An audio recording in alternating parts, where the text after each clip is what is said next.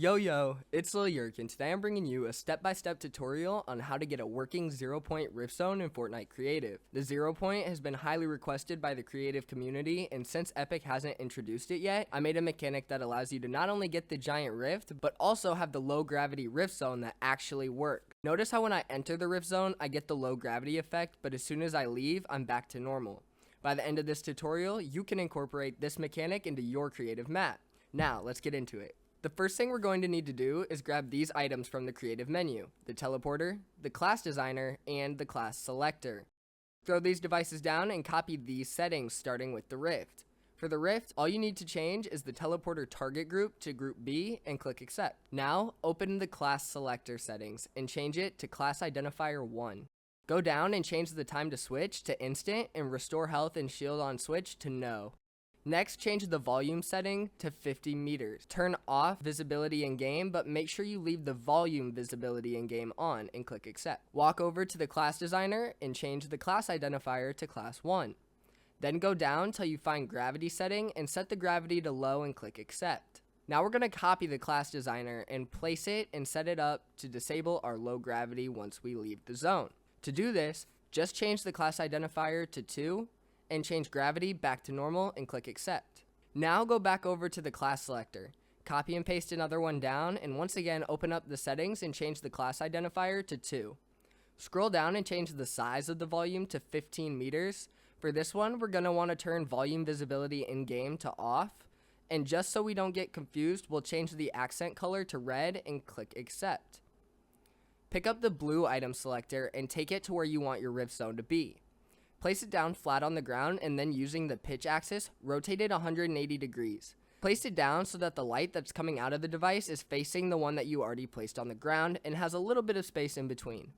You can check to see if you did it right by looking at the edge of the zone. If it looks something like this, then you're ready to move on. For the next step, you'll need a small prop. It doesn't matter what prop you use, but for this video, I used a jack-o'-lantern from the Spooky Gallery. Place the prop down directly in the middle of the two devices and make sure you use grid snap to get it perfectly centered. Now, select both the devices as well as the prop you put in the center and fly up so you have a good view of all three items. You're going to want to grab the selected item by the prop so it's anchored at the prop that you placed in the middle. But make sure you don't move it all when you do this. Change grid snap to off and use the push tool to push the selected items to match as closely as possible to the ones that are already placed. Now you're going to want to rotate the selection by pressing the rotate button 2 times counterclockwise and then 1 time back clockwise and place it down. So it's like 2 steps forward and 1 step back, basically. And every time you go 1 step back, you want to place 1 down. Go around the whole circle 2 full times, and then when you're done, you should have this cool looking circle of item selectors, and the sphere should look like this.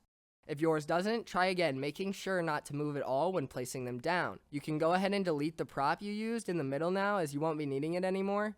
And if you don't, you'll be able to see it in game. Next step, go back and grab the rift device. Place a ramp down and bring the rift device and set it down so it's 1 tile above the ground level, and use the resize tool and expand it to its maximum size. Change it back to rotation and change it to grid snap 16.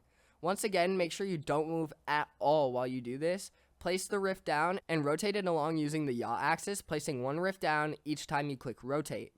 Once you make it all the way around, change it to the pitch axis and do the exact same thing.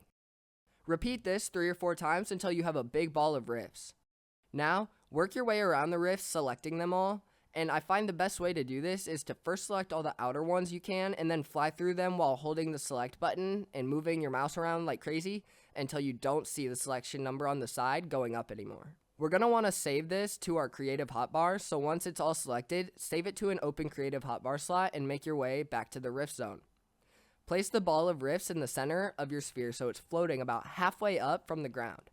Once you've done that, copy one of the rifts and fly straight up, and once you get to the top of the map, place it down. Now, open up the settings menu and change this rift to group B and change target group to none. Lastly, change the visibility to hidden and click accept. Now, go ahead and go back down, and we're going to want to grab the red class selector that we set up earlier. Take this device and place it along the outside of the rift zone so the red ring barely touches or comes as close as possible to the edge of the zone. Place these down all the way around the sphere like you can see me doing in the video. Last step, take the red class selector and fly up to the rift that we placed in the sky just a minute ago.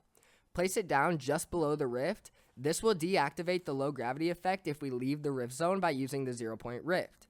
Now test it out by starting the game, and there you guys have it. How to make the 0-point and working low gravity rift zone in Fortnite Creative. If you guys enjoyed this video, I make content like this all the time, and if you want to see more, consider dropping a like or hitting subscribe and all that stuff.